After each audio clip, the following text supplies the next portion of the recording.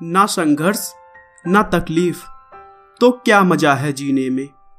बड़े बड़े तूफान थम जाते हैं जब आग लगी हो सीने में। दोस्तों, आज मैं बात करने जा रहा हूं होंडा मोटर कंपनी के फाउंडर सोइचिरो होंडा की, जिन्होंने अपनी लगन, मेहनत और सोच के दम पर एक ऐसी कंपनी खड़ा कर दी जो कई दशकों से मोटरसाइकिल मैन्युफैक्चरिंग के क्षेत्र में पूरे विश्व पे अपना कब्जा जमाई हुई है। इसके अलावा ऑटोमोबाइल मैन्युफैक्चरिंग में भी इस कंपनी को 8वां स्थान प्राप्त है। दोस्तों, आज इस कंपनी में लाखों लोग काम करते हैं। कंपनी अरबों खरबों रुपए कमाती है। लेकिन आपको यह जानकर हैरानी होगी कि इस कंपनी की शुरुआत एक छोटे से गैराज से हुई थी।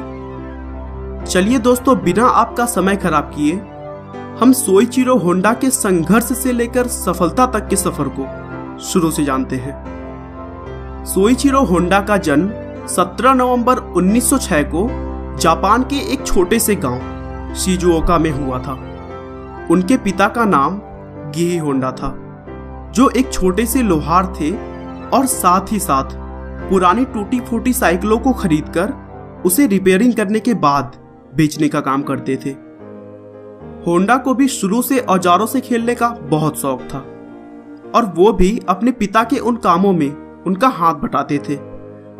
घर के माहौल को देखते हुए होंडा को पढ़ाई लिखाई बिल्कुल भी पसंद नहीं था और इसीलिए उन्होंने 1922 में करीब 16 साल की उम्र में पढ़ाई छोड़ दी। पढ़ाई छोड़ने के बाद उन्होंने एक न्यूज़पेपर में आर्ट सोकाई नाम की कार कंपनी में मैकेनिक की जॉब का ऑफर देखा और उस जॉब के लिए टोक्यो चले गए।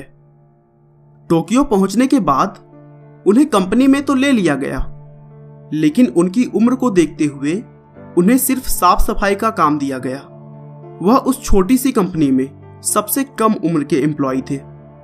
लेकिन होंडा ने शोकाई कार कंपनी के मालिक से रिक्वेस्ट किया कि उन्हें मैकेनिक का काम सीखने दें और उनके रिक्वेस्ट को मानते हुए कंपनी के मालिक ने होंडा को दूसरे ब्रांच में भेज दिया, जहां रात को रेसिंग कार तैयार किया जाता था।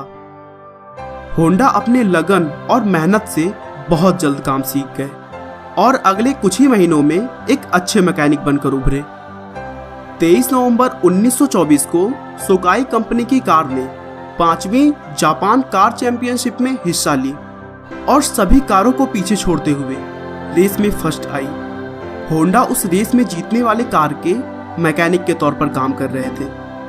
इस जीत के साथ सोकाई टोक्यो की सबसे पसंदीदा कार बन गई, जिसके बाद उस कंपनी के बहुत सारे ब्रांचेस भी खोले गए और उन ब्रांचेस में से एक ब्रांच को संभालने की जिम्मेदारी 21 साल के होंडा को दी गई। 1928 में होंडा ने सोकाई कंपनी छोड़ दी और घर वापस आ गए, जहां उन्होंने खुद का बिजनेस खोला और मैकेनिक का काम करने लगे। कुछ दिनों तक मैकेनिक का काम करने के बाद उन्होंने बड़ी कंपनियों के लिए सस्ते और टिकाऊ पिस्टन रिंग्स बनाने का फैसला किया और फिर अपना सब कुछ लगाकर टोकीसिकी नाम की एक कंपनी बनाई और एक्सपेरिमेंट शुरू कर दिया। होंडा ने अपने बनाए हुए पिस्टन को बेचने के लिए बड़ी बड़ी कंपनियों से संपर्क किया और जल्द ही उन्हें टोयोटा कंपनी को पिस्टन रिंग्स सप्लाई करने का कॉन्ट्रैक्ट भी मिल गया। लेकिन उसी बीच एक रेस के दौरान होंडा का एक्सीडेंट हो गया और वो बहुत बुरी तरह जख्मी हो गए, जिसके बाद उन्हें पूरे 3 महीने अस्पताल में बिताना पड़ा।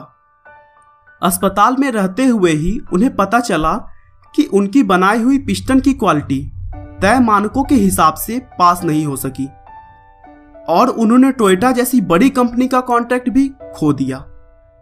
होंडा के लाइफ में सब कुछ उनके खिलाफ चल रहा था। उनके जीवन की पूरी कमाई डूब चुकी थी, लेकिन उसके बावजूद उन्होंने हार नहीं मानी और पिस्टन की क्वालिटी को इंप्रूव करने के लिए बहुत सारी कंपनियों के मालिक से मिले।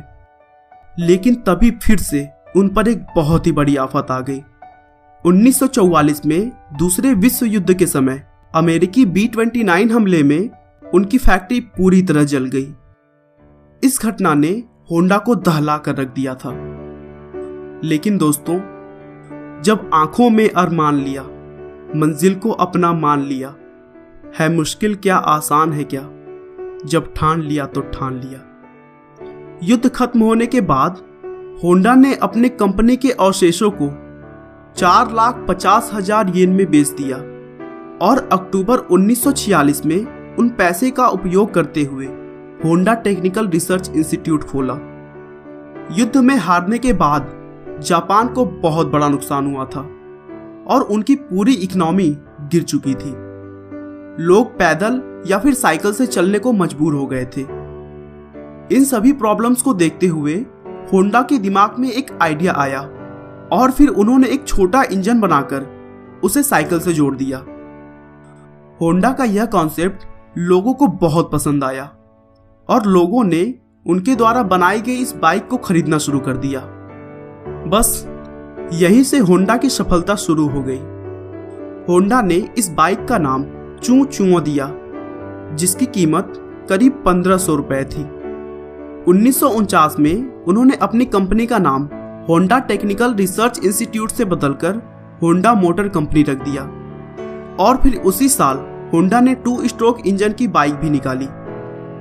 उसके बाद से उन्होंने कभी भी पीछे मुड़कर नहीं देखा और सोइचिरो की होंडा कंपनी 1961 में हर महीने 1 लाख मोटरसाइकिलों का उत्पादन करने लगी और 1968 में कंपनी के हर महीने का उत्पादन बढ़कर 10 लाख मोटरसाइकिलें हो गई। कुछ सालों के बाद जापान की अर्थव्यवस्था सुधरी और तब होंडा ने 4 व्हीलर में भी अपना कदम रखा और वहां भी पूरी तरह छा गया। होंडा कंपनी के सफल होने का एक मुख्य कारण यह भी था कि सोइचिरो खुद मजदूरों के साथ मिलकर काम करते थे और छोटे कर्मचारियों को भी बड़े अधिकारियों की तरह ही सम्मान देते थे। आखिरकार अपार सफलताओं के बाद 5 अगस्त 1991 में सोइचिरो होंडा ने इस दुनिया को अलविदा कहा। लेकिन दोस्तों, उन्होंने अपने जीवन से हमें यह सिखा दिया कि हार मानो नहीं तो कोशिश बेकार नहीं होती। कोशिश करने वालों की कभी हार नहीं होती।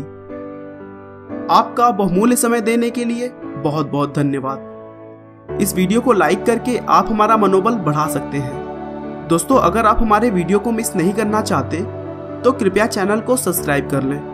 आपको यह कहानी कैसी लगी हमें कमेंट करके जरूर बताएं। धन्यवाद।